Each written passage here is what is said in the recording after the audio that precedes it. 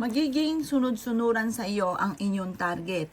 Lalo na kung napapansin po ninyo na ang inyong karelasyon ay parang tumatamlay na ang pagtingin sa inyo. Nanlalamig na po siya. Bagamat kayo ay nagsasama pero nandun yung tipo na dama mo na parang merong iba or merong mali. Mainam na gawin niyo po ito.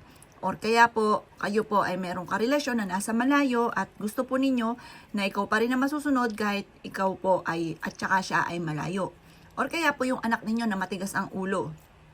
Pwede nyo rin po siyang gawin. Kailangan natin ng isang buo na dahon ng laurel upang sa ganon, ang sino man yung target natin ay kaagad na mapasunod po natin. Napaka-epektibo po nito.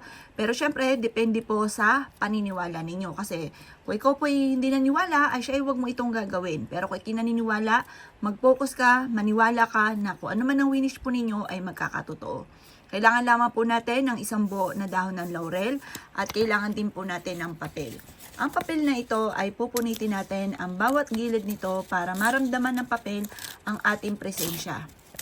Para kung ano man po yung i-wish natin dito or isusulat na pangalan ay mararamdaman ng papel na tayo mismo ang gumagawa po nito at para mabilis matupad kung ano man ang ating hihilingin. Ito ay pwede nyong i-wish kahit ano ang gusto nyong i-wish, lalo na sa pagpapabait ng tao at pagpapasunod ng isang tao. Ngayon, isusulat nyo po dito yung pangalan ng target na inyo pong gustong pasunurin. Halimbawa po, ang inyong karelasyon.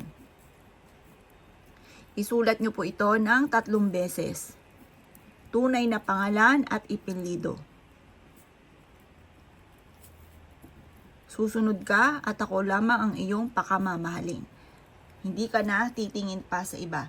Ganun ang mga pag-wish na walang gamit na sana at direct to the point.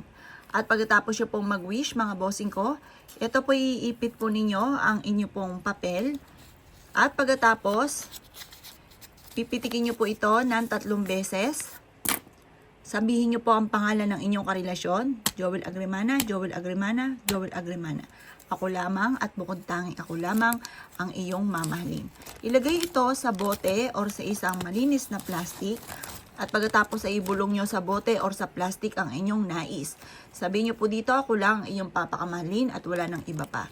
At pagkatapos po nito, ilalagay nyo po ito sa ilalim ng unan po ninyo. At ito po, ang dulot nito ay lagi kanyang iisipin. Ikaw lang ang bukod tanging niyang mamahalin at wala nang iba pa. Proven po ito mga bossing. Ngayon, basta positive ka lamang at aayudahan mo ito ng laging salitain ng mga magaganda. At ang inyo pong wish po dito ay mabilis matutupad basta ikaw ay naniwala. Ang mabilis na pagtupad, ayan po ay depende sa inyo pong paggawa. Kapag po ikay naniniwala, mabilis tumatalab. Pag mula sa puso ang pag-wish, mabilis tumatalab. Kapag ikay may alilangan, huwag gagawin dahil ito po ay hindi sa pilitan. Ito ay para lamang po sa naniniwala para mabilis tumalab kung ano man ang inyo pong i-wish.